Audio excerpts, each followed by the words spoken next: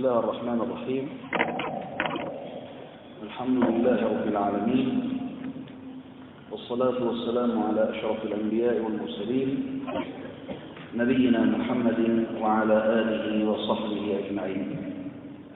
ثم أما بعد، فلا زلنا في رحاب علم أصول الفقه من خلال هذا النظم المبارك في أصول الإمام مالك رحمه الله تعالى رحمة واسعة. وكنا قد وقفنا في المجلس الذي مضى عند قول الناظم رحمه الله تعالى رحمة واسعة: أدلة المذهب مذهب الأغار مالك الإمام 16.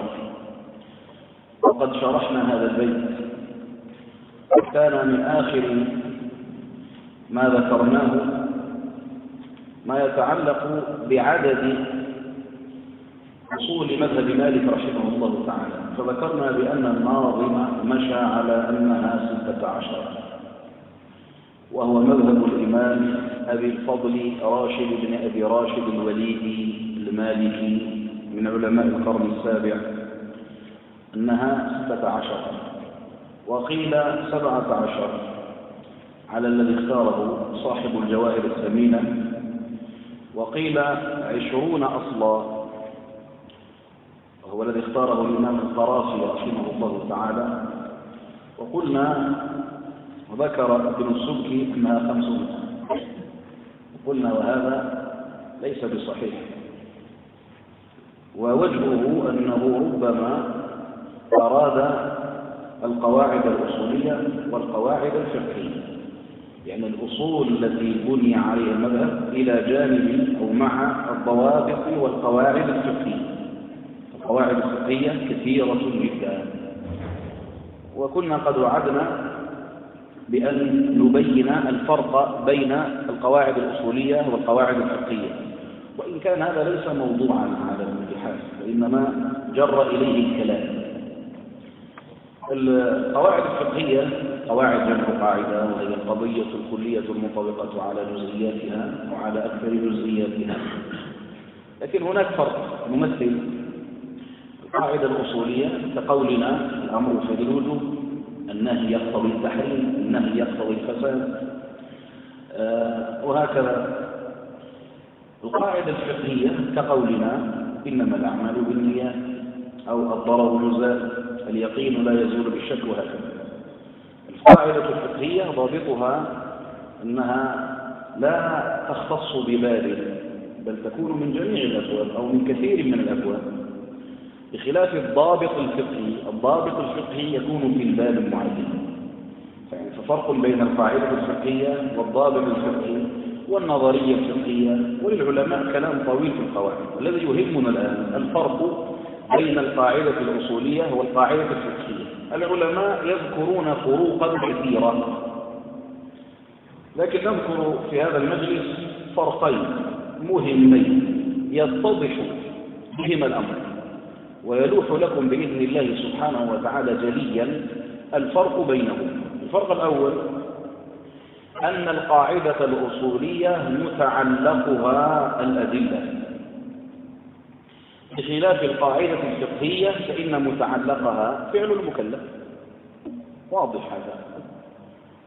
القاعدة الأصولية متعلقها الأدلة، قاعدة أصولية تتعلق بالأدلة الكلية. أما القاعدة الفقهية فتتعلق بفعل المكلف. مثال: حين نقول مثلا قاعدة أصولية مثلا الأمر يفيد الوجوب، أمر من؟ أمر الله، أمر رسوله صلى الله عليه وسلم. النهي يقتضي الفساد، نهي من؟ وهكذا. دلالة العموم مثلا على جميع الأفراد قطعية ظنية، دلالة العموم ماذا؟ عموم النص الدليل، وهكذا. القواعد الأصولية مثلا الأصل حمل اللفظ على ظاهره، أي لفظ؟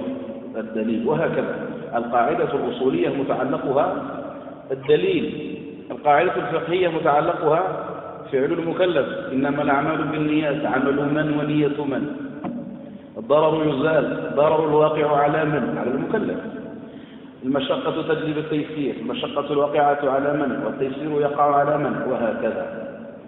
أتينا بالقواعد الفقهية، عادة محكمة، عادة من، عادة الناس، وهكذا. فالقاعدة الأصولية متعلقها الأدلة الشرعية، الأدلة الكلية، بخلاف الأدلة الشرعية، بخلاف القاعدة الفقهية فإن متعلقها فعل المكلف. نجد فرق آخر يسير أيضا، أن القاعدة الأصولية لا يفاد الحكم منها مباشرة إلا بواسطة الدليل، بخلاف القاعدة الفقهية فإنه يفاد الحكم منها مباشرة. تقول أنت مثلا الأمر يفيد الوجوب، طيب إذا سئلت عن مسألة ما، مثلا عن أي مسألة، إذا قلنا ما حكم تحية المسجد، نقول لك الأمر يفيد الوجوب، لا ننكر حكمه، نقول الأمر يفيد الوجوب، والنبي صلى الله عليه وسلم قال إذا دخل أحدكم المسجد فلا يجلس حتى يركع ركعتين مثلا، أو مثلا والإمام يخطب، إذا جاء أحدكم والإمام يخطب يوم الجمعة فليركع ركعتين وليتجوز فيه، وهذا أمر، والأمر يفيد الوجوب، فالركعتان واجبة. قولوا النهي يقتضي الفساد، ولا أي قاعدة، القاعدة الأصولية لا يمكن أن نستفيد منها الحكم مباشرة لأنها كلية، والحكم الشرعي متعلقه فعل المكلف جزئي، فلا نفيد الحكم الشرعي من القاعدة الأصولية إلا بواسطة الدليل، بخلاف القاعدة الفقهية فإننا نفيد الحكم منها مباشرة. قلنا حكم التدخين، قل لك لا ضرر ولا ضرر لأن التدخين مضر، وهكذا. قل مثلا أنا يعني صمت مثلا يوم الاثنين لله عز وجل، ثم بدا لي، أو صمت قضاء رمضان، ثم بدا لي أن أنويه 6 من شوال، قل لك إنما العمل بالنية وإنما لكل امرئ ما نوى، فنويت قضاء ولم تنوي 6 من شوال، وهكذا. هذا تنبيه فقط وتبسيط، وإلا لا نريد التوسع في هذا محله في علم القواعد الفقهية. فواضح هذا أن القاعدة الأصولية لا يفاد الحكم منها مباشرة. مثلكم مليح ربما مثال كيف أن القاعدة الأصولية لا يفاد منها مباشرة إلا بواسطة الدليل. نقول لك مثلا هل يشترط تبييت النية لكل يوم من أيام رمضان أم تكفي النية بأولية؟ نقول لك الأصل في العموم الاستغراق، أنه يستغرق جميع الألفاظ، لم نفعل شيئا، لا يوجد وجه الرفض. لكن إذا قلت الأصل في العموم في اللفظ العام أنه يعم جميع أفراده، وقد قال النبي صلى الله عليه وسلم من لم يبيت الصيام من الليل وأل فيه للاستغراق وهو لفظ عام فيعم جميع أفراد الصيام. القاعدة الأصولية لا يمكن أن تفيد منها حكم، لأن القاعدة الأصولية كما ذكرنا أصول الفقه أدلة كلية، والحكم يفاد من الأدلة الجزئية. واضح هذا؟ بخلاف القاعدة الفقهية فإنها تتعلق بفعل المكلف. وذكروا فروقا كثيرة، لكن هذان الفرقان مما يجليان أو مما يجلي يعني الفرق بين القواعد الأصولية والقواعد الفقهية. ولذلك هذا الذي أراده ابن السبكي رحمه الله تعالى حين ذكر يعني أصول مالك رحمه الله، وإلا فلا تصل أصوله إلى هذا، لا تصل، على أن مذهب الإمام مالك رحمه الله تعالى كما ذكرنا هو أكثر المذاهب الفقهية أصولا، وأصول مالك أصول أهل المدينة من أصح الأصول، لم تكن أصح الأصول والقواعد كما ذكر شيخ الإسلام ابن تيمية رحمه الله تعالى. وقد ذكرت لكم قوله في المجلس الذي مضى، ومن تأمل أصول الإسلام وقواعد الشريعة وجد أصول مالك وأهل المدينة أصح الأصول والقواعد. هذا كلام عالم جليل محقق شيخ الإسلام في زمانه رحمه الله تعالى رحمة واسعة. نواصل إن شاء الله تعالى ما سبق لنا الشروع فيه من شرح هذا النظم المبارك. نعم. قال الناظم رحمه الله: أدلة مذهب الأغر مالك الإمام 16 نص الكتاب ثم نص السنة سنة من له أتم المنة سنة من له أتم المنة. يقول الناظم رحمه الله تعالى وهو يشير إلى أول أصل هو نص الكتاب ثم نص الكتاب ثم نص السنة سنة من له أتم المنة. المقصود بنص الكتاب نص القرآن، ونص السنة سنة النبي العدنان صلى الله عليه وسلم. الكتاب كما ذكرنا المقصود به القرآن الكريم، ويعرف العلماء القرآن بقولهم هو اللفظ المنزل على محمد صلى الله عليه وسلم للإعجاز بسورة منه المتعبد بتلاوته.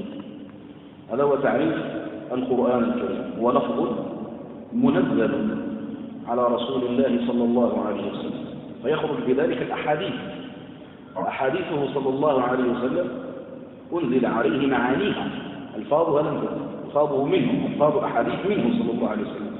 فاللفظ نزل، القرآن لفظه نزل على رسول الله صلى الله عليه وسلم، واللفظ المنزل على محمد على سيدنا محمد صلى الله عليه وسلم يخرج بهذا التوراة والإنجيل وباقي الكتب لم تنزل على رسول الله عليه الصلاة والسلام بالإعجاز، فهو معجز متحدى به بسورة منه. تحدى الله سبحانه وتعالى الخلق أن يأتوا بمثل هذا القرآن وبعشر سور من مثله أو بسورة منه. إن كنتم في ريب مما نزلنا على عبدنا فأتوا بسورة من مثله وادعوا شهداءكم من دون الله إن كنتم صادقين فإن لم تفعلوا ولن تفعلوا. فهذا إعجاز كبير معجز للإعجاز بسورة منه وهذا يخرج به الحديث القدسي. القدسي ليس يعني معجزا، لا يقصد به الإعجاز. وكذلك المتعبد تلاوته عبادة تقرب إلى الله سبحانه وتعالى. يقول صاحب المراقي لفظ منزل على محمد لأجل الإعجاز وللتعبد. هذا هو القرآن الكريم. كذلك السنة في اللغة العربية طريقة حسنة كانت أو قبيحة من معشر ما قول لبيب من معشر سنة لهم آباؤهم ولكل قوم سنة وإمام. قال صلى الله عليه وسلم كما في صحيح مسلم من سن في الإسلام سنة حسنة فله أجرها وأجر من عمل بها إلى ومن سن في الإسلام سنة سيئة. السنة في اللغة هي الطريقة، أما في الاصطلاح فلها إطلاقات كثيرة، لها إطلاق عند الأصوليين، إطلاق عند المحدثين، إطلاق عند الفقهاء، إطلاق في باب الاعتقاد، وهكذا. في باب الاعتقاد إذا أطلقت السنة فالمقصود بها ما يقابل البدع، مذهب أهل السنة والجماعة. فالسنة كذا في كتاب الاعتقاد الذي عليه أهل السنة إلى آخره ما يقابل البدع. السنة عند الفقهاء ما يقابل الواجب، لا يقابل الواجب. المستحب عند الجمهور على كل حال. احنا عندنا في المذهب اصطلاح خاص، السنة المستحب على مراتب، أعلاه السنة. المستحب عندنا على مراتب، المستحب ما أمر به الشارع أمرا غير جازم بحيث يثاب فاعله امتثالا ويستحق تاركه قصدا مطلقا من العقاب. هذا المستحب هو على مراتب عندنا في المذهب، أعلاها السنة، وهو الذي واظب عليه النبي صلى الله عليه وسلم وأظهره في جماعة، وسنة مع أحمد قد واظب عليه والظهور فيه وجمع.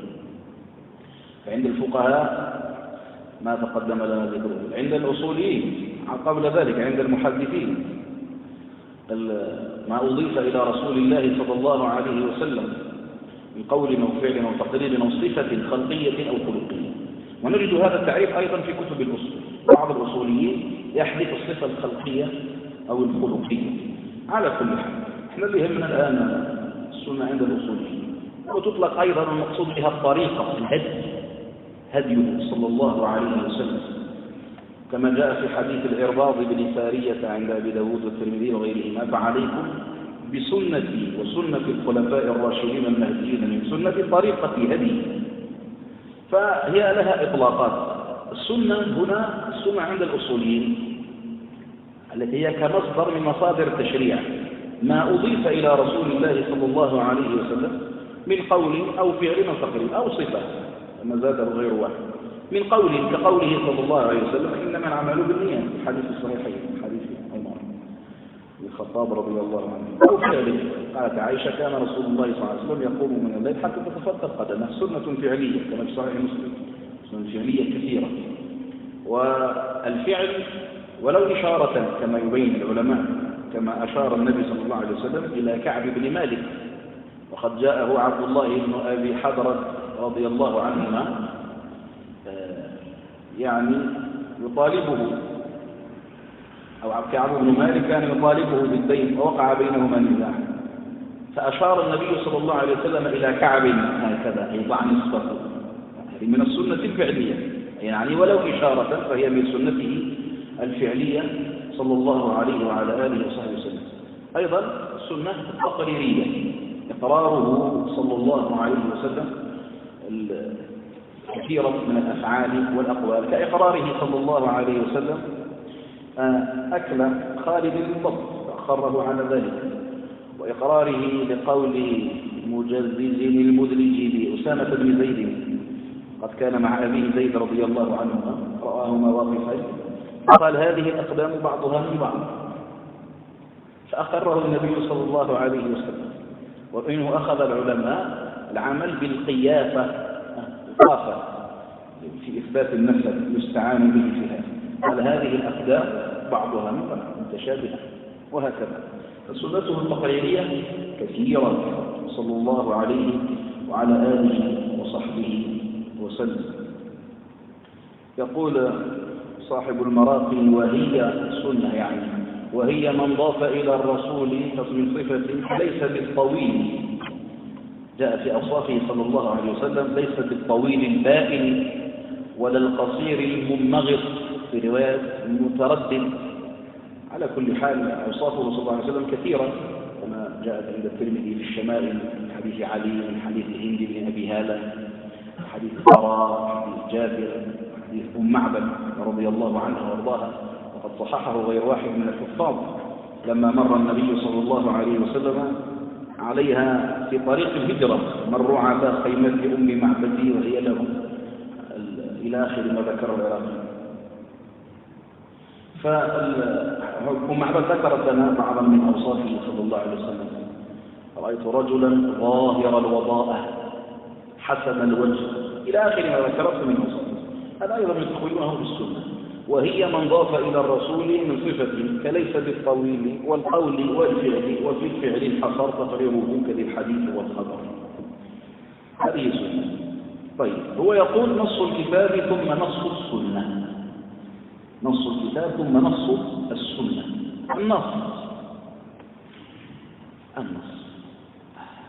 النص في اللغة العربية له معاني، من أشهرها الرفع، نص الشيء إذا رفعه،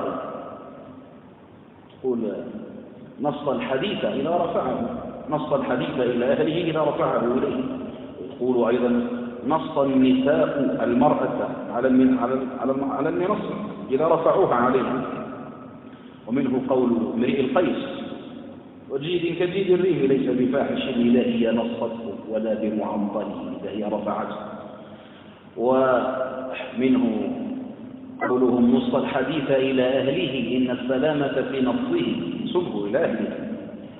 وقال عمرو بن دينار: ما رأيت رجلا أنص للحديث من الزهري، رفع الحديث وأسند له من الزهري إلى آخره. يعني في معنى كذلك الظهور، وتقول نصت الظبية إذا عنت وظهرت. ويأتي بمعنى الإسراع أيضا، يأتي بمعنى الإسراع، نص في سيره إذا أسرع. من حديث أسامة بن زيد الصحيح لما سئل عن مشي رسول الله صلى الله عليه وسلم في الحج قال: العنق فإذا وجد فجوة نص، إسراع يعني. العنق وهو ضرب من السير المتوسط، منه قول الشاعر: يا ناق سيري عنقا فسيحا إلى سليمان فنستريحا. العنق وسط، فإذا وجد فجوة نص أي أسرع، فله معاني. يقول كذلك مداره على بلوغ أقصى الشيء، نص إذا بلغ أقصى شيء. هذه في اللغة العربية. احنا يهمنا عند الأصوليين. عند الأصوليين النص كما يقول من أحسن تعريف ما ذكره العلامة الجرجاني رحمه الله تعالى: ما لا يحتمل إلا معنى واحدا. هذا هو النص، وهذا اللفظ نص في المسألة، لا يحتمل إلا معنى واحد، ما لا يحتمل إلا معنى واحد. والنص من أقسام المنطوق، حتى نرتب ترتيبا حسنا. النص من أقسام المنطوق. المعاني إما أن يدل عليها بطريق المنطوق، وإما أن يدل عليها بطريق المفهوم، إما أن تكون مدلولا عليها بطريق المنطوق أو بطريق المفهوم. كقول الله تعالى مثلا: فلا تقل لهما أف. أفادنا ظاهر اللفظ تحريم التأسيس، فتحريم التأسيس مفاد من النطق بمنطوق اللفظ. سنعرف المنطوق بعد قليل. أما مثلا الضرب لم يأتي في الآية، لكنه محرم من باب أولى، لأننا فهمناه. إذا كان التأسيس محرما فكيف بالضرب؟ فهمناه. الضرب محرم كذلك، لكنه مستفاد بطريق المفهوم، فهمناه. واضح هذا؟ بالنسبة لمن لم يدرس هذه المسائل يحاول أن تكون العبارة سهلة ما استطعت إلى ذلك سبيلا. فالمعاني إما أن يتوصل إليها بطريق المنطوق، وإما أن يتوصل إليها بطريق المفهوم. طيب، المنطوق عند الأصوليين يقولون ما دل عليه اللفظ في محل النطق. ما دل عليه اللفظ في محل النطق. التأسيس جاء تنصص عليه في المحل. فلا تقل لهما أف. اللفظ دل على تحريم التأليف في محل النطق. هذا تعريف صاحب جمع الجوامع، تعريف غير واحد من الأصوليين. المفهوم ما دل عليه اللفظ لا في محل النطق. احنا في نقرأ لا نجده في السياق، لكنه مفهوم، إما موافقة وإما مخالفة وهكذا. طيب، هذا المنطوق على مراتب. إذا كان هذا المنطوق لا يحتمل إلا معنى واحدا فهو النص، أو كان يحتمل احتمالا مرجوحا فهو الظاهر كما سيأتينا. واضح هذا؟ ولذلك كما يقول صاحب جمع الجوامع في المنطوق: ما دل عليه اللفظ في محل النطق نص إذا أفاد معنى لا يحتمل غيره كزيد. قلت زيد إنسان، زيد لا يحتمل شيئا، زيد إنسان. وظاهر احتمل غيره احتمالا مرجوحا كأسد. أسد ظاهر الحيوان مفترس، ويحتمل أن تريد رجلا شجاعا. رأيت أسدا يقاتل في ساحة المعركة بسيفه، ليس أسدا حقيقة وإنما هو رجل شجاع. واضح هذا؟ يقول في المراقي يعرف المنطوق وقسميه: معنى له في القصد يقول تأصل، وهو الذي اللفظ به يستعمل. نص إذا أفاد ما لا يحتمل غيرا، وظاهر إن الغير احتمل. فإذا احتمل غيرا معنى آخر يقال له الظاهر كما سيأتينا. والكل من بين له تجلى ويطلق النص على ما دل. واضح هذا؟ فالنص من أقسام المنطوق. المنطوق فيه النص وفيه الظاهر. هو يقول لك هذا نص الكتاب ثم نص السنة. فالنص ما لا يحتمل إلا معنى واحدا، وله أمثلة كثيرة في القرآن والسنة. نص الكتاب كثيرة في القرآن. فمن لم يجد فصيام 3 أيام في الحج و7 إذا رجعتم تلك 10 كاملة. 10 لا تحتمل غيرها. فمن أمثلة النص الأعداد، الأعلام، هذه النصوص هو النص أن العدد محدد. قوله تعالى: الزانية والزاني فاجلدوا كل واحد منهما 100 جلدة، لا أقل ولا أكثر. نص في العدد. إن يرمون المحصنات ثم لم يأتوا ب4 شهداء فاجلدوهم 80 جلدة ولا تقبلوا لهم شهادة أبدا. نص في 80. واعلموا أن ما غنمتم من شيء فإن لله خمسه وللرسول. وهكذا الأعداد التي جاءت في القرآن كلها من قبيل النص، وكذلك غيرها على كل حال. فلما قضى زيد منها، هو زيد لا غيره، هو زيد، ورد التنصيص عليه. وأحل الله البيع وحرم، نص في حلية البيع، تحريم الربا، وهكذا. واضح؟ فالنص ما لا يحتمل إلا معنى واحد. نص الكتاب ثم نص السنة. السنة كثير فيها النصوص قال صلى الله عليه وسلم كما في الصحيحين من حديث سالم بن عبد الله عن أبيه رضي الله عنه: فيما زقت السماء عدد، اسمه عدد. وهكذا الأعداد التي جاءت في السنة النبوية، كذلك منه أيضا حديث رواه أصحاب السنن عن أبي هريرة رضي الله عنه وارضاه قال صلى الله عليه وسلم: لما سئل عن البحر هو طهور ماؤه الحل ميتته، نص في طهورية ماء البحر وفي حلية ميتته. وهكذا فالنصوص لها أمثلة كثيرة، وهي كثيرة، لا نقول هي أكثر لكن كثير، النصوص موجودة كثيرة، يعني ما هو من قبيل النص الأصولي، ما دلالته نصية موجود كثيرا في القرآن وفي سنة النبي العدنان صلى الله عليه وعلى آله وصحبه وسلم. النص له إطلاقات كما ذكر الإمام القرافي رحمه الله تعالى، النص له إطلاقات. ذكر الإمام القرافي في تنقيح الفصول وذكره غيره أيضا أن النص يطلق ثلاث إطلاقات أو باصطلاحات ثلاث. الأول: ما أفاد معنى قطعيا ولا يحتمل غيره أصلا، يدل دلالة قطعية على معنى ولا يحتمل غير ذلك المعنى، كأسماء الأعداد كما الأعداد لا يحتمل إلا ذلك العدد نفسه، لا يفيد إلا ذلك المعنى. هذا الأول. الثاني: ما يدل على معنى قطعا ويحتمل، لكنه يحتمل معاني أخرى، ويمثلون له بصيغ العموم. صيغة العموم: جاء الناس، العام وعلى قواعد مع أقل الجمع عند الأصوليين، الناس جمع، أقل الجمع فيستفاد من قولنا جاء الناس أن 2 ولا 3 على الخلاف بين الأصوليين في أقل جمع قطعا جاء، إما 2 وإما 3، لكن يحتمل يكونوا 10 ويحتمل يكونوا 20. فالزيادة على أقل الجمع في صيغ العموم محتملة وليست قطعية، لكنه يدل على أقل الجمع، فاللفظ العام يدل على أقل الجمع دلالة قطعية، وعلى ما زاد عليها دلالة ظنية أنه يحتمل. قلت جاء القوم، جاء الرجال إلى المسجد مثلا، فلا شك أنهم أكثر من 2 أو 3 على الخلاف في أقل الجمع عند الأصوليين. ما زاد على 3 مثلا محتمل، يقدر يكون 3 يكون 5 يقدر يكون 3، فهو يدل على صيغ العموم تدل على أقل الجمع قطعا، وتدل على ما زاد عليها احتمالا. واضح هذا؟ يطلق فيه النص أيضا، ويطلقون النص أيضا، يطلق العلماء لفظة النص يريدون بها كل ما يدل دلالة معينة، يخرجون به عن الاصطلاح، كما نقول حتى يقول الفقهاء وفي المسألة نصوص كثيرة بغض النظر عن الدلالة الدقيقة للفظة النص عند الأصوليين.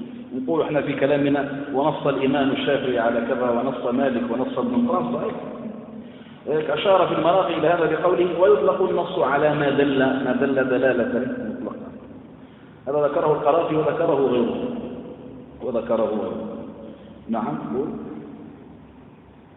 المهم أن النص دلالته قطعية، هذا الذي نستفيده، وهو في الأصل ما لا يحتمل إلا معنى واحدا. نعم.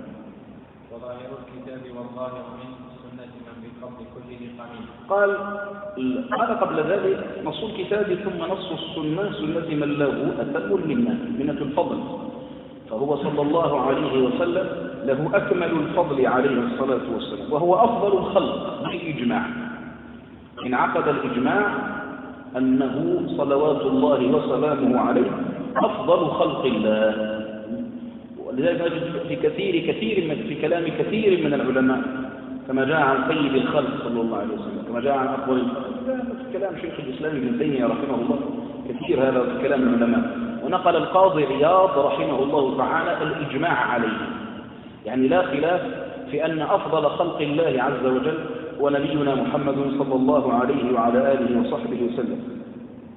وجاء فيه الخلاف عن الزمخشري من المعتزلة، ولا عبرة بقوله، وقد ذهب إلى تفضيل جبريل عليه السلام كما في تفسير سورة التكوير، واستدل بأدلة واهية على كل حال.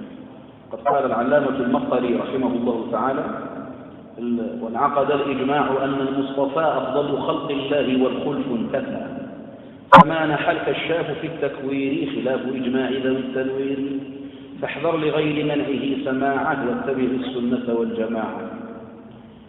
فإن كان هو تعرفه من المتأخرين، لكن على كل حال في هذه المسألة هو صلى الله عليه وسلم حري بكل فضل وبكل شرف صلوات الله وسلامه عليه. ثم قال: وظاهر الكتاب والظاهر من سنة من بالفضل كله قمن أو قمن، كلاهما صحيح. يقول قمن وقمن أي حري وجدير وحقيق، فهو صلى الله عليه وسلم حقيق وجدير بالفضل. وظاهر الكتاب والظاهر من سنة من بالفضل كله قمن عليه الصلاة والسلام، كما قال حسان بن ثابت رضي الله عنه وأرضاه: وأجمل منك لم تر قط عيني، وأكمل منك لم تجد النساء، خلقت مبرأ من كل عيب كأنك قد خلقت كما تشاء، صلى الله عليه وسلم.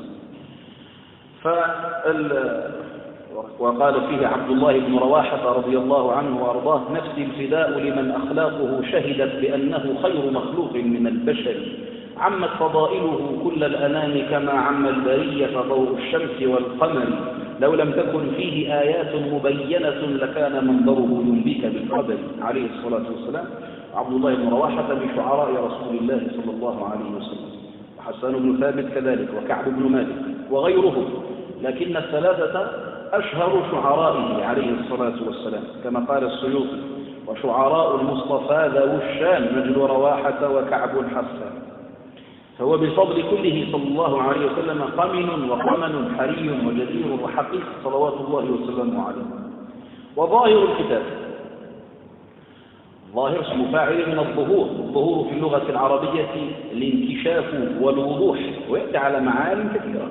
مادة ظهر في العربية لها معاني كثيرة تصل إلى 14 معنى، من أشهرها الوضوح والجلاء والانكشاف، من معانيها الغلبة، ظهرت على إذا غلبته ظهره الله عليه، فظهر عليه إذا غلبه.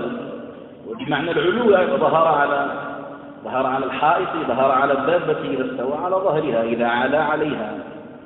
ويأتي بمعنى الإعانة أيضا، الظهير المعين: قل إن اجتمعت الإنس والجن على أن يأتوا بمثل هذا القرآن لا يأتون بمثله ولو كان بعضهم لبعض ظهيرا أي معينا. واضح هذا؟ الظهور له معاني كثيرة في اللغة، لكن هنا يهمنا المعنى الاصطلاحي. الظاهر تقدمت الإشارة إليه. شوف صاحب جمع الجوامع دقيق ابن السبكي يقول: ما دل دلالة ظنية، لفظ يدل دلالة ظنية يقال له ظاهر. ويتأملنا نجد بأن الظاهر ما دل على أكثر من معنى هو في أحدها راجح وفي باقيها مرجح، يدل على أكثر من معنى لكنه راجح في معنى ومرجوح في الباقي. واضح هذا؟ وذلك كما قال ابن السبكي: ما دل دلالة ظنية. تقدم لنا قول صاحب المراقي: نص إذا أفاد ما لا يحتمل غيرا وظاهر إن الغير احتمل، فإذا احتمل الغير فهو ظاهر. إذا قلت مثلا: رأيت أسدا فينصرف إلى الحيوان المفترس، هو الأسد باللغة العربية، مع أنه يحتمل أن تريد فارسا مغوارا شجاعا، كما كان حمزة عم رسول الله صلى الله عليه وسلم كان أسدا لله في أرضه. تقول لكن هذا لا يتبين إلا بقرينة، كأن تقول: رأيت أسدا يقاتل في ساحة المعركة، فتفهم أنه رجل شجاع، لكن الأصل أنه حيوان مفترس. ورأيت قمرا وقمر وقد تريد زوجتك مثلا، وهكذا. فالكلام يحتمل، فالأصل أن يحمل على الظاهر لأنه الحقيقة. فالظاهر إذا أطلق يتبادر إلى الذهن، إذا قلت الأسد مباشرة يتبادر إلى ذهنك الحيوان المفترس، هكذا.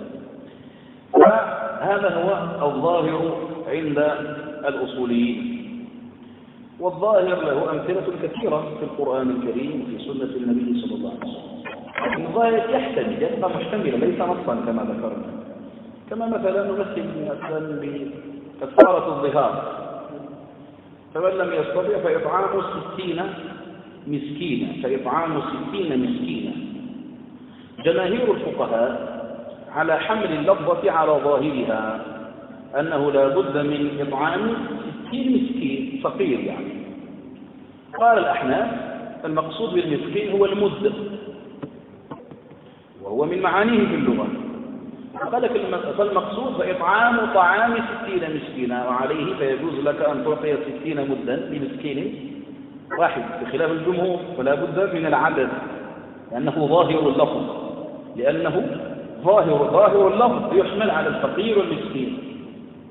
أما حمله على المد ففيه بعد، ذلك ما سيأتينا في التأويل البعيد، فجعلوا مسكين بمعنى المد عليه لائح التماس البعد. فهذا سيأتينا في أنواع التأويل. هذا مثلا من الأمثلة، من أمثلة الظاهر في القرآن الكريم، أمثلة الظاهر في القرآن الكريم. من أمثلته كذلك في السنة النبوية ما رواه أصحاب السنن، بعض أصحاب السنن من حديث حفصة رضي الله عنها وارضاها، قال صلى الله عليه وسلم: من لم يبيت الصيام من الليل فلا صيام له. وفي رواية: من لم يجمع الصيام من الليل قبل الفجر. من لم يبيت الصيام، لأن صيغ العموم مفرد محلى بأل، كل صيام سواء كان فرضا سواء كان نفلا، كان قضاء نذرا إلى آخره. الأحناف قالوا لا، بل المقصود به صيام النذر والقضاء، لأن الآخر يجوز أن تنعقد منه النية في النهار، هذا يحتاج إلى دليل، هذا تأويل وهو ممكن. لكن قصر إذا قلت بقول الأحناف فإنك قد قصرت العموم على بعض أفراده. لابد أن نكون درسنا شوية العموم، اللفظ العام: ما استغرق الصالح دفعة بلا حصر كعشر مثلا. العام يشتمل على جميع أفراده. تقول أنت الصيام، من لم يبيت الصيام أي كل الصيام، فهو يشمل جميع الأفراد، فهو ظاهر في جميع الأفراد. ما هي الأفراد؟ صيام الفرض، صيام النفل، صيام النذر، صيام القضاء، كل ما يخطر ببالك من الصيام فلا بد فيه من نية. وقوله صلى الله عليه وسلم ظاهر في كل صيام، لما يقول الحنفية إنما هو مقصور على صيام القضاء أو النذر فهو قصر لمدلول العموم، هذا القصر يحتاج إلى دليل، فهو صرف لللفظ عن ظاهره، ظاهره العموم وهم جعلوه مما أريد به الخصوص، هذا قصر لللفظ عن ظاهره. هو يحتمل أن يراد به كل صيام، ويحتمل أن يراد به بعض الصيام، فهو ظاهر وليس نصا، دلالة العموم من قبيل الظاهر. هذا على كل حال دلالة العموم عند الجماهير من قبيل الظاهر، دلالته ظنية، هذه دلالة قطعية. وهو عند الجل الرجحاني والقصر فيه مذهب النعماني دلالة العموم. واضح المثال؟ فإذا قلنا مثلا هذا مثال للظاهر: من لم يبيت الصيام ظاهره كل صيام، فنحمله على ظاهره، وهو مذهب جماهير الفقهاء. مذهب الأحناف فيه نظر لأنه تأويل ويحتاج إلى دليل. واضح هذا؟ فهذا ظاهر الكتاب، هذا الظاهر من السنة. وهناك أمثلة كثيرة، وكما يقول العلماء أغلب النصوص من قبيل الظاهر، أغلب النصوص الشرعية من قبيل الظاهر. الظاهر يقابله المؤول، يقابله المؤول. إذا حملنا اللفظ على معناه الراجح فهو الظاهر، إذا حملناه على المعنى المحتمل المرجوح فهو المؤول. والقاعدة عند العلماء أنه لا يصار إلى التأويل إلا بدليل، لا يصار إلى التأويل إلا بدليل. الأصل قاعدة، الأصل حمل الألفاظ على ظاهرها حتى يدل الدليل على صرفها عن ظاهرها. التأويل مصدر أول يؤول تأويل، والمؤول اسم مفعول من أول يؤول فهو مؤول، اسم المفعول مؤول. من آل إذا رجع، آل الأمر إلى بني فلان إذا رجع إليهم. آل يؤول أولا ومآلا، والاسم منه الإيال، فيه معنى الرجوع على كل. فالتأويل فيه إرجاع المعنى إلى غير ظاهره، يرجعه إلى معنى آخر لقرينة. هذا التأويل له أمثلة كثيرة، مثلا في قول الله تعالى، هو مثال سهل: إذا قرأت القرآن فاستعذ بالله من الشيطان الرجيم. ظاهر الآية أنك بعد أن تقرأ القرآن وتغلق المصحف تقول أعوذ بالله من الشيطان الرجيم. هذا هو المراد. إذا قرأت، ظاهر الآية، فإذا قرأت كملت خلاص قرأت القرآن فاستعذ بالله من الشيطان، هذا هو المراد؟ أبدا.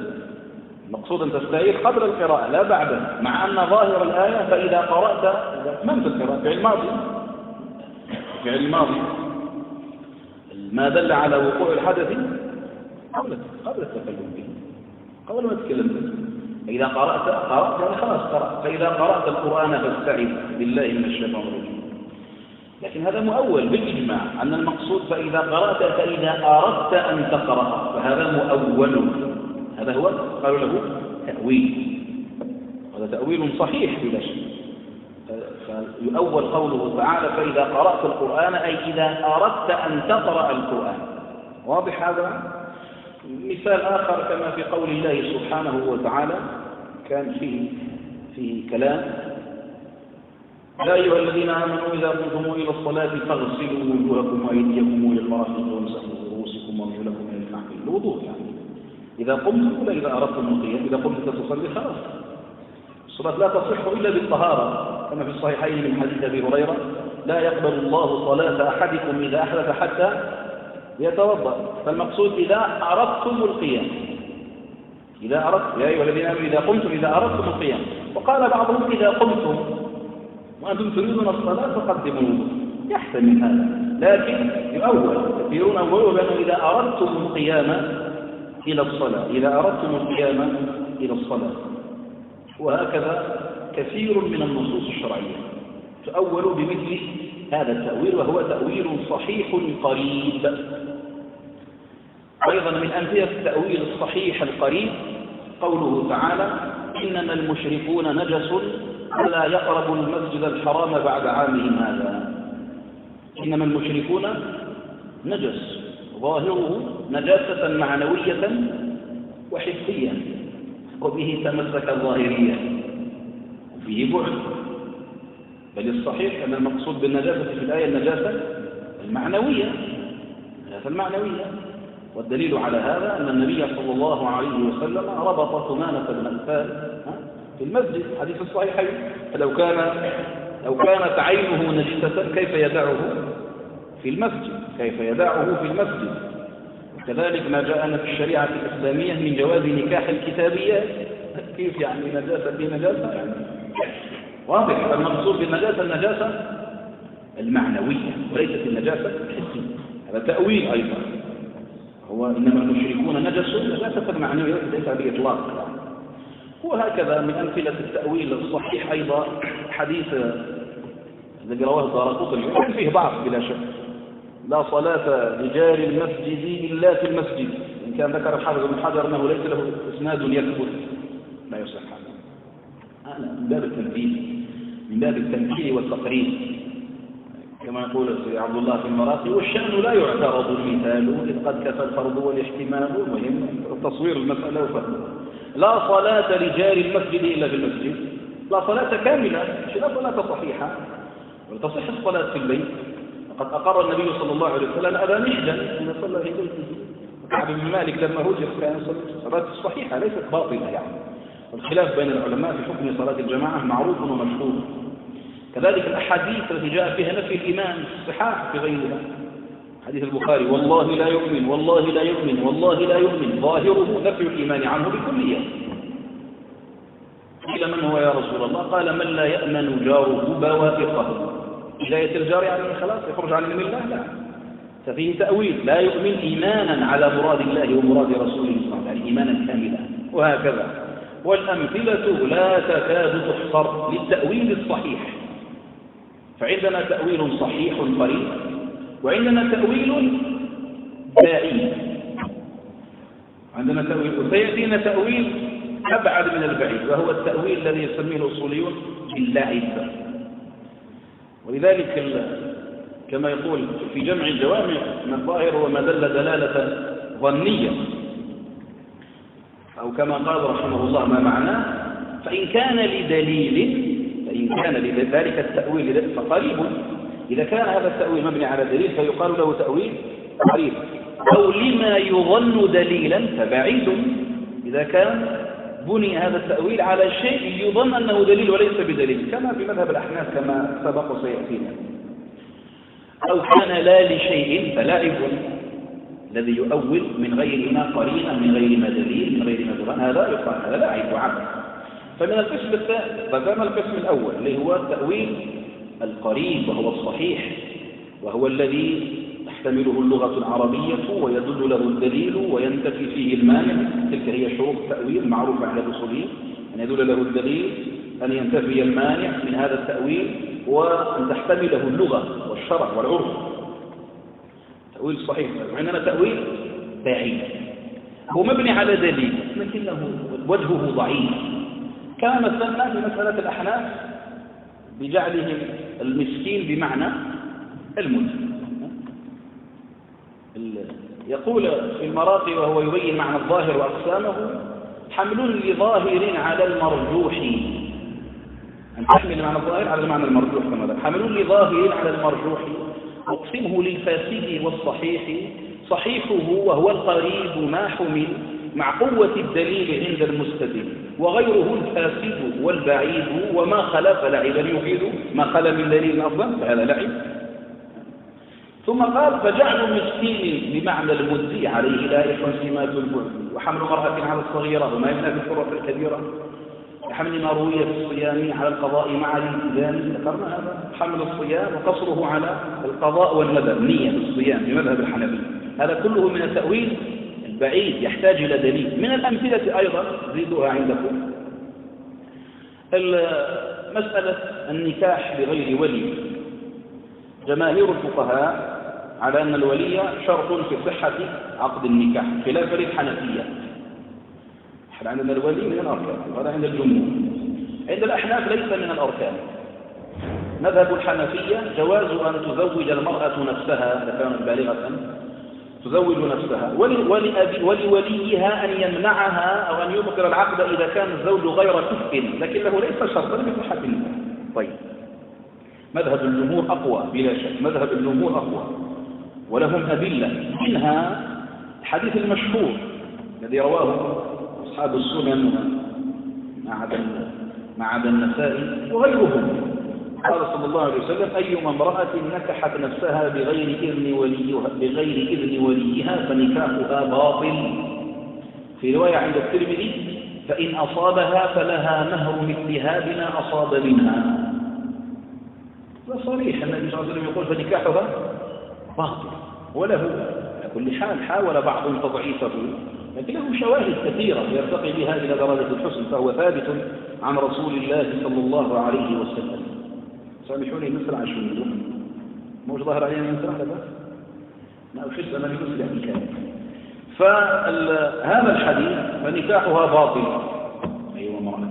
جاءوا الأحناف لكن المقصود بالمرأة في الحديث الصغيرة في الكبيرة، نحمله على الصغيرة التي تزوج نفسها، أما الكبيرة فلا. يجيب الجمهور أن الصغيرة لا تسمى امرأة، والنبي صلى الله عليه وسلم قال: أيما امرأة، ما قال أيما جارية مثلا. كحمل مرأة على الصغيرة. بعضهم قال لا، الحديث الذي جاء أيما امرأة محمول على الأمة، لا تملك أمر نفسها، ليست حرة يعني، على أنها أمة. الأمة لا يجوز لها أن تتزوج بغير إذن سيدها ووليها، وهذا لا شك إجماعا. هذا إذا كانت الأمة عندها له أن يستمتع بها، لا يجوز أن تتزوج بغير إذنه، نحو باطل. لكن رد هذا، رد كونها أمة، من المقصود بها الأمة، بقوله صلى الله عليه وسلم فإن أصاب منها شيئا فلها مهر مثلها والأمة لا تملك شيئا. فلها مهر مثلها بما أصاب منها، فلها تملك هي، والأمة لا تملك شيئا، هي وما تملك ملك لسيدها. مثلا هذه مناقشات دقيقة أصولية بين العلماء، جاءوا قال هي المكاتبة وهكذا، وهذا كله تأويل بعيد، هذا تأويل بعيد. نعم الأحناف لهم أدلة استدلوا من القرآن والسنة ببعض الأدلة، لكنها لا ترقى إلى أدلة الجمهور. أدلة الجمهور في مسألة الولي أقوى من أدلة الأحناف. واضح هذه المسألة؟ فحمل المرأة في الحديث على أنها الصغيرة وعلى أنها الآن هذا تأويل، والأصل أن يحمل اللفظ على ظاهرها، على ظاهره أنها المرأة الكبيرة الحرة، أنها المرأة الكبيرة، حتى الكبيرة الحرة لا يجوز لها أن تتزوج بغير إذن وليها ومن باب أولى صغيرة. واضح المسألة؟ وهكذا فالتأويل على مراتب منه الصحيح والقريب، وعندنا التأويل البعيد الذي ذكرناه قبل قليل، وعندنا التأويل الذي هو من قبيل اللعب والعبث في دين الله عز وجل، وهذا كثيرا ما يقع فيه أهل البدع والانحراف حين يؤولون بعض النصوص من غير دليل، كما يقع فيه الشيعة الروافض مثلا في تفسير قوله تعالى مرج البحرين يلتقيان بينهما برزخ لا يبغيان. مرج البحرين يلتقيان قال لك فاطمة وعلي، بينهما برزخ لا يبغيان الحسن والحسين. من أين هذا؟ لو ترك القرآن هكذا لضاع الدين، أن يفسر بحسب الأهواء وبما لا يقتضيه اللغة أو الشرع أو العرف. إن الله يأمركم أن تذبحوا بقرة قال لك عائشة، لا حول ولا قوة إلا بالله.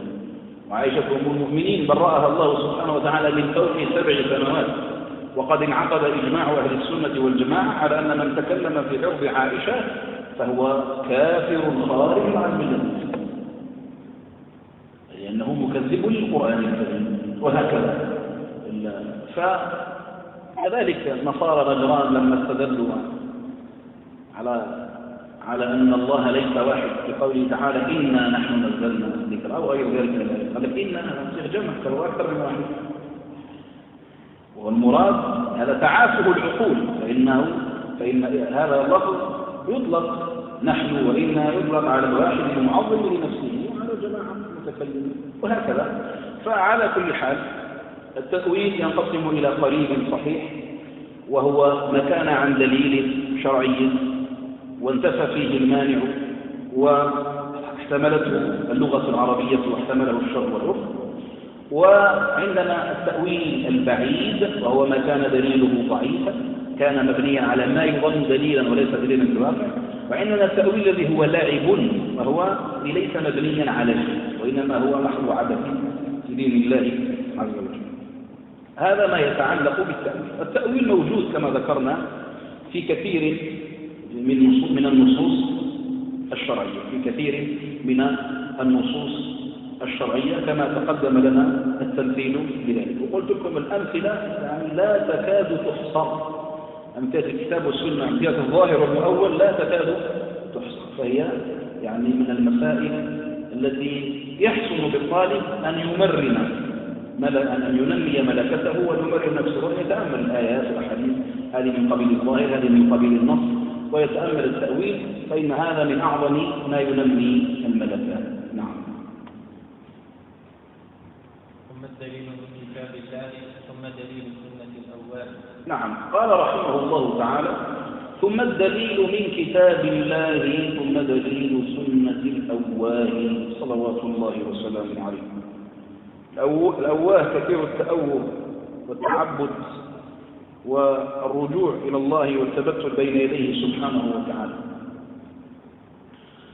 ثم الدليل تقدم معنا في اللغة العربية وهو المرشد للمطلوب حسنا كان أو معنى، تقدم لنا تعريفه عند الأصوليين وما به للخبر الوصول بما وإن صح هو الدليل، والمقصود هو بالدليل هنا اصطلاح. ثم الدليل من كتاب الله، هذه كلها أدلة. نحن الآن كل الكتاب في أدلة مالك، لا، هو يقصد بالدليل مفهوم المخالفة. مفهوم المخالفة، فإن مفهوم المخالفة يسمى بدليل الخطاب، يقال له دليل الخطاب، وله تسميات أخرى يقال له مفهوم المخالفة، وهكذا. كذا دليل للخطاب ضافا ودع إذا الساكت عنه خافا.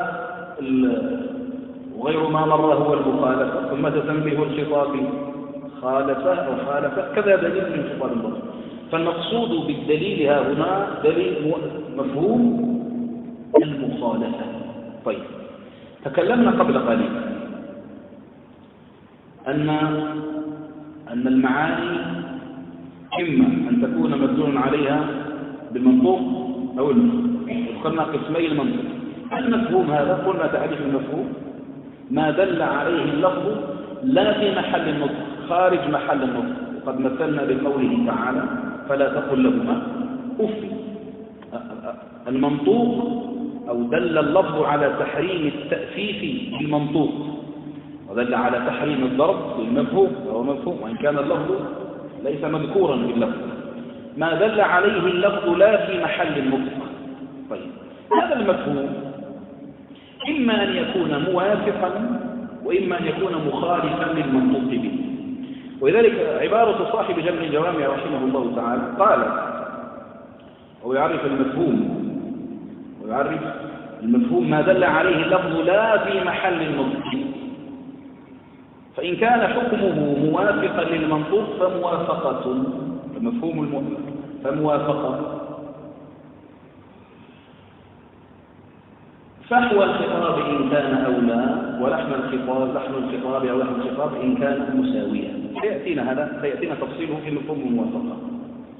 أما ما خالف فهو مفهوم المخالفة. فعندنا المفهوم منه مفهوم الموافقة ومنه مفهوم المخالفة. مفهوم الموافقة نمثل له قسمين فيما يأتينا من الدروس فيما يتعلق بمفهوم الموافقة، لأنه هنا قدم مفهوم المخالفة، وكان الأصل أن يبتدئ بمفهوم الموافقة ثم بمفهوم المخالفة، لكنه عكس. لا بأس. مفهوم الموافقة قوله تعالى فلا تقل لهما أف. الآية حرمت بمنطوقها التأثير وحرمت الضرب، وهو موافق وحرام مثل التأثير بل أشد، وحرمت السب أو الشتم وهكذا. فهذا مفهوم الموافقة، وهذا نمثل ما هو أولى، فالضرب أولى للتحريم لمثله. وعندنا المفهوم المساوي كقول الله تعالى إن الذين يأكلون أموال اليتامى ظلما إنما يأكلون في بطونهم نارا، يأكلون أموال اليتامى. فالله سبحانه وتعالى قد حرم في منطوق الآية أكل مال اليتيم. طيب، إحراقه يجوز نفس الشيء، فالمقصود الإتلاف، فلا يجوز إتلاف مال اليتيم سواء كان بأكله بإحراقه بالتبرع به، لا يجوز. واضح هذا يقول المفهوم المساوي. فمفهوم الموافقة منه ما هو أولوي كالضرب مع التأثير، ومنه ما هو مساوي كتحريق مال اليتيم مع أكله، وهذا سيأتينا بسطه في محله مقدمة. فمفهوم الموافقة هو إثبات حكم المنطوق به للمسكوت عنه. المنطوق به هو حكم، نثبت نفس الحكم للمسكوت عنه. هذا هو مفهوم الموافقة وسيأتينا. أما مفهوم المخالفة العكس. مفهوم المخالفة عكسه. تعريفه هو إثبات نقيض حكم المنطوق به للمسكوت عنه. نثبت النقيض، إثبات نقيض المنطوق به للمسكوت عنه. وأمثلته كثيرة لا تكاد تعد ولا تحصى في القرآن، كثيرة جدا في القرآن الكريم وفي سنة النبي صلى الله عليه وعلى آله وصحبه وسلم. مثلا مثال بسيط حتى نفهم معنى مفهوم المخالفة. مثلا قال صلى الله عليه وسلم كما عند بعض أصحاب السنة: إذا استهل الصبي صارخا غسل وصلي عليه. إذا استهل الصبي، إذا رفع صوته، أي إذا لم يستهل لم يغسل ولم يصلى عليه. قال الله تعالى: وإن كن أولات حمل فأنفقوا عليهم.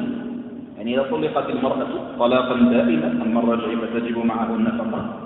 إذا طلقت المرأة طلاقا بائنا وكانت حاملا فيجب الإنفاق عليها إلا أن تضع حمل، وإن كن أولاد حمل فأنفقوا عليهم. طيب إذا لم تكن من أولاد الحمل لا تجب النفقة، هذا مفهوم. وهكذا وأمثلته كثيرة. ومفهوم المخالفة حجة عند جماهير العلماء خلافا للحنفية. مفهوم المخالفة حجة عند جماهير العلماء خلافا لمن؟ للأحناف. والصحيح مذهب الجمهور، الصحيح مذهب جماهير الأصوليين لأدلة كثيرة أن مفهوم المخالفة حجة. من أقوى الأدلة ما في الصحيح من البخاري من حديث ابن عباس رضي الله عنهما أن النبي صلى الله عليه وسلم قال في شأن المنافقين: إن الله قد خيرني ووالله لأزيدن على 70. استغفر لهم أو لا تستغفر لهم، تستغفر لهم 70 مرة. فالنبي عمل بالمفهوم بظاهر الآية ثم وسخ هذا فقال 70 يغفرها، إذا فوق 70. ففهم النبي صلى الله عليه وسلم من هذا مفهوما. أيضا ما ثبت في حديث يعلى بن أمية رضي الله عنه وقال حديث صحيح مسلم في آية القصر من الصلاة، وإذا ضربتم في الأرض فليس عليكم جناح أن تقصروا من الصلاة إن خفتم أن يفتنكم الذين كفروا. مفهوم الآية إن لم تخافوا أي الصلاة. استشكل هذا يعلى بن أمية فسأل عمر بن الخطاب، تلا هذه وقال: يا عمر لقد أمن الناس، يعني ما بالنا نقصر وقد أمنا؟ قال عمر: لقد تعجبت مما تعجبت منه فسألت رسول الله صلى الله عليه وسلم، فأقرهم النبي صلى الله عليه وسلم على هذا الفهم أن مفهوم المخالفة معتبر يؤخذ به. قال: فسألت النبي صلى الله عليه وسلم فقال: صدقة تصدق الله بها عليكم فاقبلوا صدقته. مثلا من الأمثلة أيضا حديث عبد الله بن الصامت في صحيح مسلم لما سأل أبا ذر الغفاري عن حديث يقطع الصلاة المرأة والحمار والكلب الأسود. كان بعض المحدثين يقول: لا زال في قلبي من هذا الحديث شيء، مع أنه يعني ماذا من المرأة المسكينة والحمار والكلب الأسود؟ وإن كان الذي عليه الجمهور أنه ليس المقصود بالقطع إبطال الصلاة، المقصود هو النقص من الصلاة، لأن الكلب الأسود إذا مر أو الحمار أو المرأة فينشغل المصلي بها فينقص ذلك من صلاته. المرأة فينشغل بها، حمار كلب أسود حدود الانتباه لأنه شيطان، حمار مرأة وهكذا. قال عبد الله بن الصامت لأبي ذر قال: ما بال الكلب الأسود من الأحمر؟ هو استشكل هذا مفهوم. قال: نعم، الكلب الأسود شيطان. فدل على اعتبار مفهوم المخالفة. زد على ذلك أن الكلام إذا خص بالذكر، إذا خصه الله تبارك وتعالى في القرآن بالذكر على القيد أو النبي صلى الله عليه وسلم في بعض الحديث فإنه يراد لمعنى، وإلا لكانت الزيادة عبثا، كانت بلا معنى. الله تعالى يقول: وإن كنا أولاد حمل. إذا سويت بين ذكر هذه اللفظة وغيرها لأن تهمل المفهوم فتجعل الكلام غير معنى، وهذا عي في الكلام، في كلام سائر الناس، فكيف في كلام الله تعالى وكلام رسوله صلى الله عليه وسلم؟ يعني أن يكون هناك حشو، يعني هناك شيء بلا معنى، كل شيء مراد بمعنى. واضح هذا؟ فالصحيح أن مفهوم المخالفة حجة، وهو معمول به كما هو مذهب جماهير المصولين. وهذا المفهوم، مفهوم المخالفة، له مجالات كما هو معلوم في علم الأصول. له إذا قلنا يقول العلماء ويجري في 6 أشياء أو 7 أشياء. يجري في الظرف والعلة والغاية والشرط والحصر إلى آخر ذلك، والصفة، ومنه ظرف علة وعدد، ومنه شرط غاية تعتمد، والحصر والصفات مثل ما علم من غنم سامت وسائم الغنم معلوفة الغنم أو ما يعلف الخلف في النفي لأي يصرف أضعافها اللقب وهو ما أبين دونه نظم الكلام العربي. يجري في الظرف مفهوم الظرف، يذكر الظرف مقصودا بما يفيد أن غير ذلك الظرف ليس مرادا. من الأمثلة مفهوم الظرف، نمثل مفهوم الظرف فيعبرون المفهوم المخالفة أنواع: مفهوم الظرف، مفهوم العلة، مفهوم العدد إلى آخره ما سنذكره إن شاء الله تعالى. عندنا مفهوم الظرف. كيف الظرف؟ ظرف الزمان أو مكان. الله تعالى يقول الحج أشهر معلومات. الحج يكون في أشهر معينة، في أشهر الحج. مفهوم هذا أن الحج لا يكون في غير تلك الأشهر. لا يصح أن يحج الإنسان مثلا في صفر، في ربيع، لا يصح، لأن الله تعالى يقول الحج أشهر معلومات.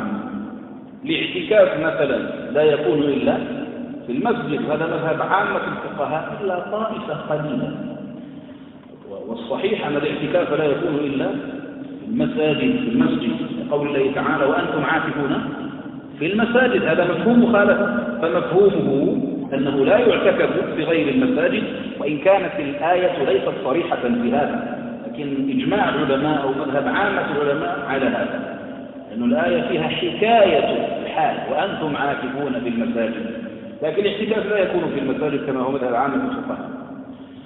وهكذا ظرف المكان وظرف الزمان كثير جدا. مفهوم الظرف في الكتاب والسنة، كذلك في سنة النبي صلى الله عليه وسلم. قال صلى الله عليه وسلم كما في الصحيحين من حديث أبي هريرة: إذا دخل رمضان أو إذا جاء رمضان فتحت أبواب الجنة فلم يغلق منها باب، وغلقت أبواب النار فلم يفتح منها باب، وصفدت الشياطين. في رواية الترمذي فيها زيادات: صفدت الشياطين ومرضت الجان، وفتحت أبواب الجنة فلم يغلق منها باب، وغلقت أبواب النار فلم يفتح منها باب، ونادى مناد يا باغي الخير أقبل ويا باغي الشر أغفر، ولله عتقاء من النار وذلك كل ليلة. هذا كله في رمضان. مفهومه في غير رمضان لا يوجد هذا. مفهوم الظرف إذا دخل أحدكم المسجد فلا يجب حتى يركع ركعتين المسجد، أما غير المسجد فليس فيه هذا، وهكذا. فمفهوم الظرف سواء كان مكانيا أو زمانيا. الأحاديث التي فيها النهي عن قطع شجر الحرم في الحرم مخصوص بالحرم، وهكذا مما هو ظرف مكان أو ظرف زمان. قلت لكم أمثلة كثيرة. هذا مثال مفهوم الظرف. عندنا مفهوم العلة أن يكون الحكم مقيدا بتلك العلة، فإذا انتفت العلة انتفى الحكم، والحكم يدور مع علته وجودا وعدما. قول الله تعالى: السارق والسارقة فاجلدوا كل واحد منهما السارق والسارقة فاقطعوا أيديهما جزاء بما كسبا نكالا من الله، والآية الأخرى: الزانية والزاني فاجلدوا كل واحد منهما. ما علة الجلد؟ الزنا. وما علة القطع؟ السرقة. وهذا سيأتينا في دلالة الإيماء. دلالة الإيماء من الدلالات، من طرق استنباط العلة، وهو أن يعلق الحكم على وصف يشعر بأن ذلك الوصف علة بالحكم، إذ لو لم يكن علة له لعابه الخبير بمرام الكلام. يقول لك: أكرم الطلبة المجتهدين. لماذا أكرمناهم؟ اجتهادهم واضح. السارق والسارقة فاقطعوا أيديهما. لماذا نقطع أيديهما؟ لأنهما سرقا. مفهومه غير السارق والسارقة لا تقطع يدهم.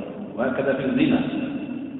كذلك ما جاء عند أبي داود وغيره من قوله صلى الله عليه وسلم: ما أكثر كثيره فقليله حرام.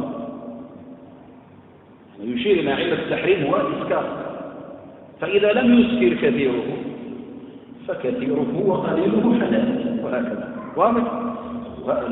مفهوم العلة واضح، لأن العلة هي التي عليها مدار الحكم، فإذا وجدت الحكم، إذا انتفت الحكم. فيها المفهوم ظاهر، مفهوم الظرف، مفهوم العلة. مفهوم العدد كثير تقدم معنا في بعض النصوص. مفهوم العدد كما في قول الله تعالى: فاجلدوهم 80 جلدة، لا 100 ولا أكثر، 80 مفهوم لا يوجد لا أكثر ولا أقل. ما تقدم في حد الزنا قبل قليل كذلك في النصوص الكثيرة والذين يتوفون منكم ويذرون أزواجا يتربصن بأنفسهن 4 أشهر وعشر لا أقل ولا أكثر. مفهومه أنهن لا يتربصن أكثر من ذلك ولا أقل وهكذا. ومن الأدلة الصريحة من السنة حديث أبي هريرة في الصحيح إذا ولغ الكلب في إناء أحدكم فاغسلوه 7 لا 6 ولا 8 أولاهن أخراهن إحداهن بالتراب. على كل حال والتدريب فيها كلام طويل للفقهاء. الشاهد فيه تحديد العدد مفهوم من مفهوم العدد مثلا قوله صلى الله عليه وسلم ليس فيما دون 5 أوسق صدقة فيما سقط السماء العشر وهكذا تحديد بالعدد ففيه مفهوم في أكثره أو أقله. وإن كان هناك تفصيلات على كل حال في بعض المسائل بعينها بعض المسائل يعني هل يكون المفهوم معتبرا في الزيادة على العدد والنقصان منه كما في الحدود وغيرها كما في حد الزنا لا يزاد وينقص. أما أنه أحيانا يكون المفهوم معمولا به في النقص فقط أما في الزيادة فلا بأس المقصود به العبادة. إذا دخل أحدكم المسجد فلا يجلس حتى يركع ركعتين يركع 4 معلش يجوز لأنها زيادة لأنها قربة واضح وهذا لهم فيه كلام طويل. لكن الشاهد أن العدد يعتبر فيه المفهوم. كذلك عندنا مفهوم الشرط جري فيه الأمر واعتبار المفهوم فيه واضح. وإن كنا أولاة حمل لا ينفقوا عليه إن كنا أولاة حمل هذا شرط فإن لم يكن من أولاة الحمل فلا إنفاق. كذلك في قول الله تعالى على كل حال استدل به المالكية مسألة نكاح الأمة. احنا عندنا في المذهب لا يجوز نكاح الأمة كان الاستئماء الآن صاروا في خبر كامل. على كل حال نكاح الأمة لا يجوز في مذهب إمامنا مالك رحمه الله تعالى إلا بشروط. إذا عدم الطول إذا لم يجد ما يتزوج به سرا وخاف على نفسه العنت اعتبروا المفهوم في قوله تعالى ومن لم يستطع منكم طولا أن ينكح المحصنات المؤمنات فمما ملكت أيمانكم ومن لم يستطع في آخر آية ذلك لمن خشي العنت منكم. فهذه اعتبر فيها المفهوم في مذهب مالك رحمه الله تعالى. عندنا في المذهب لا يجوز نكاح الأمة إلا بشروط. أما العبد فله أن ينكح الأمة وجاز للعبد نكاح الأمة من غير شرط ما عدا مسلمتي والحر لا إلا إذا ما أسلمت إن عدم الطول إذا خاف العنت. فهذه شروط كما أشار إليها صاحب السليل المسالي. فهذا اعتبار مفهوم الشرط. حكم السنة أمثلة كثيرة حديث الصحيحين المحرم ومن لم يجد النعلين فليلبس الخفين. مفهومه إذا وجد النعلين لا يجوز له أن يلبس الخفين. واضح هذا؟ حديث القلتين إذا المشهور وهو بعض أصحاب السنن إذا بلغ الماء القلتين لم يحمل الخبث. مفهومه إذا لم يبلغ القلتين حمل الخبث. هذا ليس عندنا هذا عند الشافعي. المدار في مذهب مالك رحمه الله ورواية عن أحمد على التغير. لكن الشافعية عملوا بحديث القلتين وخالف بعض الشافعية كابي حامد الغزالي العلامة ابن القيم من الحنابلة أن حديث القلتين مشكل. ما القلتان؟ ما قدر هاتين القلتين؟ قالوا كالقلة من قلال هجر. وبعضهم يعني تكلم. الأقرب في هذا مذهب الإمام مالك رحمه الله تعالى وهو رواية عن أحمد أن المدار على التغير لكن على القول بالعمل بهذا الحديث وهو عليه كثير من الفقهاء فيه المفهوم إذا بلغ قلتين لم يحمل الخبث. مفهومه إذا لم يبلغ القلتين حمل الخبث وهكذا. أنواع المفاهيم مفهوم الشرط له أمثلة كثيرة. كذلك من الأمثلة أيضا من الأنواع مفهوم الغاية.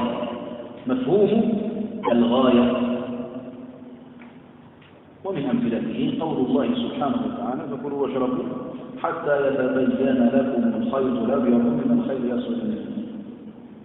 وكلوا واشربوا حتى يتبين. مفهومه إذا تبين فلا تأكلوا ولا تشربوا. فإذا طلع الفجر الصادق يحرم الأكل والشرب في الصيام يعني. أيضا المرأة التي طلقت طلاقا بائنا بتاتا فلا تحل له من بعد حتى تنكح زوجا غيره. فإذا نكحت زوجا غيره حلت له. هذا مفهوم المخالفة من السنة. مثاله من السنة ما رواه أصحاب السنن جاء عند الإمام أحمد في المسند حديث عائشة جاء من حديث غيرها من قوله صلى الله عليه وسلم رفع القلم عن ثلاثة: عن الصبي حتى يبلغ، عن المجنون حتى يفيق، عن النائم حتى يستيقظ. فإذا بلغ الصبي وأفاق المجنون رحمه الله واستيقظ النائم جرى عليه القلم بمفهوم المخالفة. وهكذا الأمثلة كثيرة. نحن نمثل فقط لمفهوم لهذه المفاهيم. كذلك من المفاهيم مفهوم الحصر، وإعمال المفهوم الحصر ظاهر: لا يكلف الله نفسا إلا وسعها. مفهومه أن الله سبحانه وتعالى يكلف النفس قدرتها ولا يكلفها ما يشق عليها. مسألة التكليف بغير المستطاع من مسائل الخلاف بين الأصوليين، يعني هل يجوز عقلا ولا لا؟ فيه كلام طويل. لكن الله تعالى يقول: لا يكلف الله نفسا إلا وسعها. لا يكلف الآية الأخرى: لا يكلف الله نفسا إلا ما آتاها. هذا مفهوم الحصر. وقوله صلى الله عليه وسلم في الصحيح حديث أبي هريرة: إنما الولاء لمن أعتق. إنما الولاء لمن أعتق، يعني من لم يعتق فلا ولاء له. تعرفون أن مما يثبت به إرث الولاء. أسباب ميراث الوراء ثلاثة: كل يفيد ربه الوراثة، وهي نكاح وولاء ونسب ما بعدهن من المواريث سبب. الحصر قلت لكم له أمثلة كثيرة. الصفة، مفهوم الصفة، والصفة عند الأصوليين في هذا الباب ليست هي الصفة عند النحاة، بل كل لفظ قيد به لفظ آخر، ليس شرطا أو غاية أو استثناء. كل شيء يقيد به ولو كلام ولو جملة فهو الصفة. الله تعالى مثلا يقول في القرآن آيات التحريم في قول الله سبحانه وتعالى: حرمت عليكم أمهاتكم وأخواتكم وعماتكم وخالاتكم بنات الأخ وبنات الأخت وأمهاتكم. لا، ما ربائكم خرج المبالغة. من نسائكم اللاتي دخلتم بهن فإن لم تكونوا دخلتم بهن فلا جناح عليكم. من نسائكم اللاتي دخلتم بهن، معلش نجيب مثال آخر لأنه هذا جاء التنصيص عليه. فإن لم تكونوا دخلتم بهن فلا جناح عليكم، جاء التنصيص عليه. لكن مفهوم الصفة مثلا في قول الله تعالى: مثلنا به قبل قليل لا سيما على مذهب مالك: ومن لم يستطع منكم طولا أن ينكح المحصنات بما ملكت أيمانكم فيسكنوا به. أو قال تعالى: ذلك لمن خشي العنة منكم، ففيه تقييد لمن خشي العنة ولمن لم يجد الطول. هذه صفات قيد بها الحكم. من أمثلة في القرآن كثيرة. نعم، بارك الله فيك. هذا من وحرم عليكم صيد البر، حرم عليكم صيد البر ما دمتم حرما. صفة ما دمتم حرما. فإذا كان الإنسان حلالا جاز له. قال صلى الله عليه وسلم: لا ينكح المحرمون وهو محرم، وهو متصل بهذه الصفة. وهكذا أمثلة كثيرة. هكذا يمثل الأصوليون في كتبهم في الغنم السائمة زكاة، لكن هذا لا يجري على أصول مالك. عند مالك هذا لا مفهوم له، لأنه عندنا في المشهور أن الزكاة تجب في الغنم السائمة والمعلومة. لماذا لم يعمل مالك بالمفهوم في هذا؟ سيأتينا، لأن فيه مانعا من موانع المفهوم. العمل بالمفهوم له شروط لم يتوفر فيها، أو عمل المفهوم لا بد فيه من انتفاء بعض الموانع. عندنا في المذهب أن هذا الحديث لا مفهوم له، لأن النبي صلى الله عليه وسلم قاله جوابا لسائل، فلا مفهوم. قالوا هل في الغنم الزكاة؟ قالوا في الغنم. هذا لا يعني أن المعلوفة ليس فيها زكاة، هذا سيأتي. وذلك أشار إلى هذا في المراقي: معلوفة الغنم أو ما يعلف والخلف في النفي لأي يصرف، ففيه الخلاف. فلكن مفهوم واضح، مفهوم الصفة أن يقيد الشيء بوصف معين، أن يقيد بوصف معين. نعم، زين ولا خلاص؟ الصفة هي هذه المسألة، ومنه ظرف علة وعدد، ومنه شرط غاية تعتمد، والحصر والصفة. مفهوم اللقب هو فيه ضعفها اللقب، وهو ما أبي من دونه نظم الكلام العربي. بقيت علينا موانع المفهوم. ما هي الموانع التي تمنع من العمل بالمفهوم؟ الأصل هو العمل بالمفهوم كما هو مذهب الجمهور خلافا للأحناف. الأصل هو العمل بالمفهوم. فإذا وجد مانع من هذه الموانع فلا يعمل بهذا، لكن هذا مرجوح. هي فيها قول، هي 7 موانع. حابب نكمل هذه الموانع، موانع العمل بالمفهوم، حين يعلمها الطالب يدرك لماذا كانت موانع. هي موانع تدلك على أن اللفظ لا يراد فيه ذلك المفهوم، لا يراد المفهوم، وإنما يراد اللفظ فقط.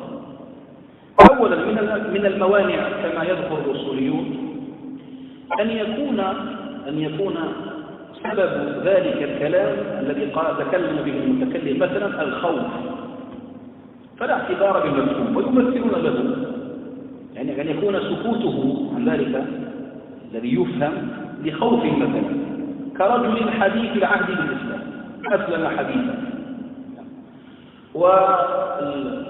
ومثلا معلوم عنه وجوده وكرمه، وأنه يتصدق على الفقراء وعلى بني قومه ممن هم ربما فقراء ومساكين وليسوا مسلمين، فكان في مجلس يقول خذ هذا أعطيه للمسلمين.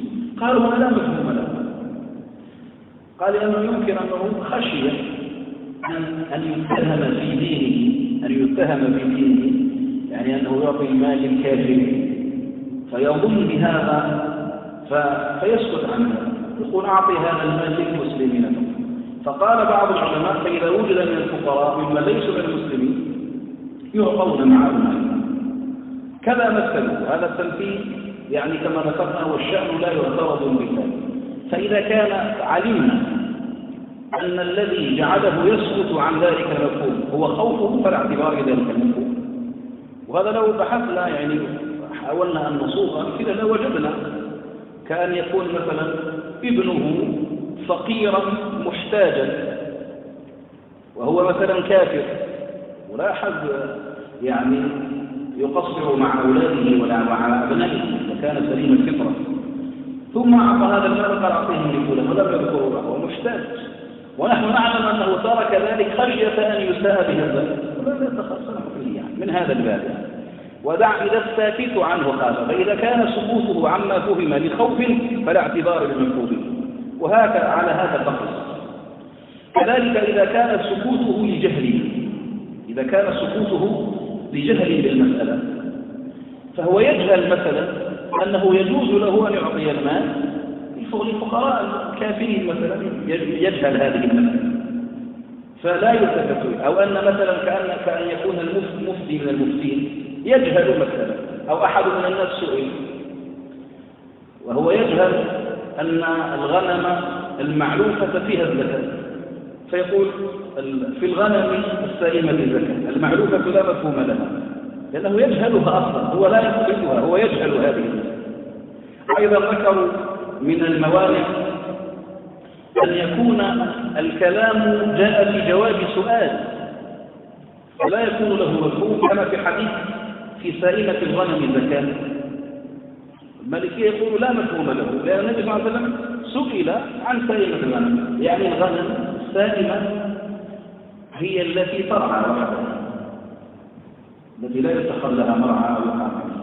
فسئل النبي صلى الله عليه وسلم عن سائمة الغنم، قال في سائمة الغنم زكاة. هذا لا يعني أن المعلومة ليس فيها زكاة، لأن الواقع الذي سئل عنه صلى الله عليه وسلم فأجاب على قدر السؤال، فهذا يمنع من اعتبار المفهوم أيضا.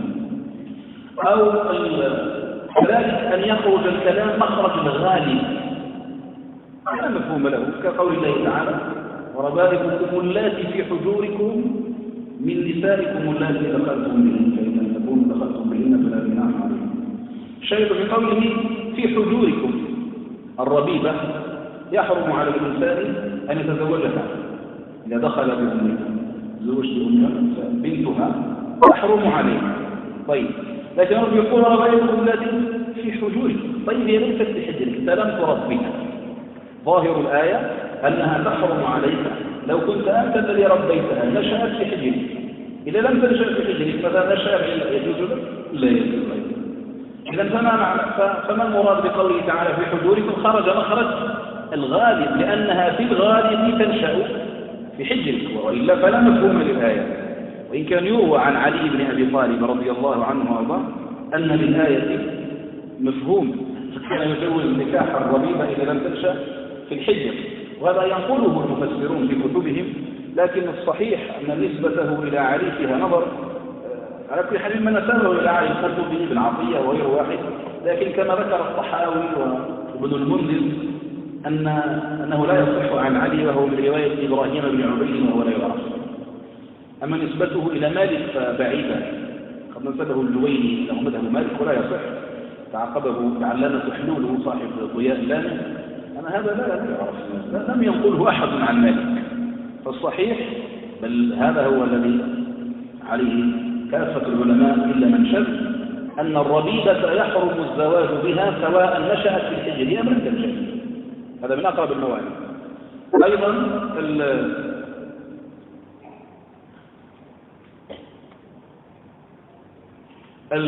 كذلك من الأمثلة من الموانع التي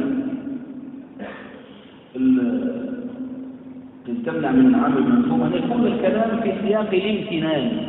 هذا يكون لتأكلوا منه لحما طريا، لا يأتي أحد من الناس ويقول هو المباح اللحم الطري، أما اللحم في هذه لا، هذا في سياق الامتنان، وإلا فأكل القديد جائز بالإجماع. القديد تعرف القديد كيف القديد الصحراء لكن ذات القديد ينشف ويتقدم. هذا الله تعالى يقول تأكل منه لحما طريا. طيب واللحم اليابس يجوز أكله، لأن هذا في سياق الامتنان فلا مفهوم له. أو أن يكون مثلا الكلام خرج مخرجا موافقا للواقع فلا مفهوم له، كقول الله تعالى لا يتخذ المؤمنون الكافرين أولياء من دون المؤمنين. فإذا واحد يفهم الآية يقول هو المحرم أن توالي الكفار على حساب المؤمنين، لا نولي المؤمنين وولي الكفار، يجوز هذا؟ لا يجوز. طيب الله تعالى يقول من دون المؤمنين، يقول هذه كانت موافقة للواقع، فنزلت في أناس والوا الكفار وتركوا المؤمنين فنزلت الآية. هذا صادق واقعا، نزل موافقا لواقع معين. أما أن يحمل يعني أن يفاد له المفهوم فلا. أيضا مما يمثلون به التأكيد، أن يخرج الكلام مخرج التأكيد. قولك مثلا لا ينبغي لمسلم تقي صالح أنت تعظ الناس أن يفعل كذا، يقول لك هذا من تقي من نفعل هذا، فخرج التأكيد فقط. ومنه قوله صلى الله عليه وسلم لا يحل لامرأة تؤمن بالله واليوم الآخر أن تحد على ميت فوق 3 إلا على زوجها 4 أشهر و10. هذا توكيد، لأنه حتى الكتابية لا يجوز لها هذا. فالكتابية والمسلمة حكمهما سواء في هذه المسألة، وهو في جميع المسائل على القول بأن الكفار مخاطبون بفروع الشريعة، وهو قوي قول بأن الكفار مخاطبون بفروع الشريعة، فيلزم الجميع. كذلك أن يكون السامع جاهلا، واحد يجهل بأن الزكاة تجب في كذا، فتقول له أنت في هذا الأمر الزكاة، فلا يجوز أن يفهم بأن غير الأغراض لا زكاة فيه لأنك خصصته، لا، لأنه يجهل المسألة فعلمته. وعليه حمل أيضا في الغنم السائمة الزكاة، إذا واحد يجهل حكم الغنم السائمة نقول له في الغنم السائمة بالزكاة، لا يحق له أن يفهم أن المعلوفة لا زكاة فيها. وحيث سيأتينا أنا أسرع 20 هذه مسائل شرح نعيدها ربما غدا بشيء من الإيضاح والتفصيل. هل يعتبر أزواج النبي صلى الله عليه وسلم وذريته من آله؟ بلا شك.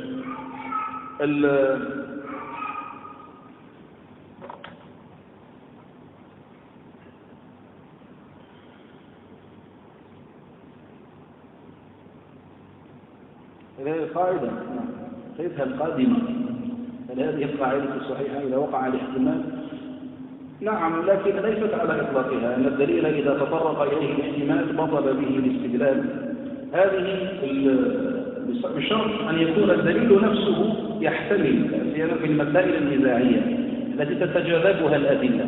فالدليل الذي لأنه من شرط العمل بالدليل أن يكون واضحا في الدلالة على المقصود، مش بطل يعني يبطل مطلقا، يعني لا يصح أن يستدل به بتلك المسألة التي هي يتنازعها أكثر من دليل، لكن قد يقوي أحيانا هذا، لكن هي صحيحة في الجملة أن الدليل إذا تطرق إليه الاحتمال قوي، يكون الدليل يحتمل ليس صريحا بطل به الاستدلال. لكن هذا ليس على إطلاقه، إنما هو يذكره الأصوليون في سياق عند تعارض الأدلة مثلا، عند جمع الأدلة في المسألة المعينة قصد نقضي القول الآخر مثلا. أما إذا قلنا على إطلاقها فسنسلب عامة النصوص دلالاتها، لأن النصوص قلنا غالبها من جملة الظاهر وهي تحتمل، لا ليس هذا هو المقصود. نحن المقصود أن يكون، لأن الاحتمال على مراتب، احتمال الدليل ليس على مرتبة واحدة، فإما أن يحتمل أكثر من معنى على جهة التساوي كالمجمل مثلا أو المشترك، وإما أن يكون يحتمله على جهة الأرجحية في معنى المرجوحية في معنى أخرى كان هو بالنسبة للظاهر، فليس على إطلاقها، والكلام فيها طويل، وربما غدا إن شاء الله من الوقت نكتفي بهذا، نجيب على هذا المأول من قبيل المنطوق. هو المأول هو من قبيل المنطوق لأن اللفظ يحتمل، لأن ذلك اللفظ يحتمل ذلك المعنى. وهل هناك مانع؟ لا. هل يوجد مانع الخوف في النصوص؟ لا. هذه المسائل يذكرها الأصوليون من باب التمثيل والتقريب، لكن سنزيد هذه المسائل بيانا إن شاء الله تعالى في مجلس الغد. وأنا لا أحب أن أتناول المسائل بسرعة وعجلة.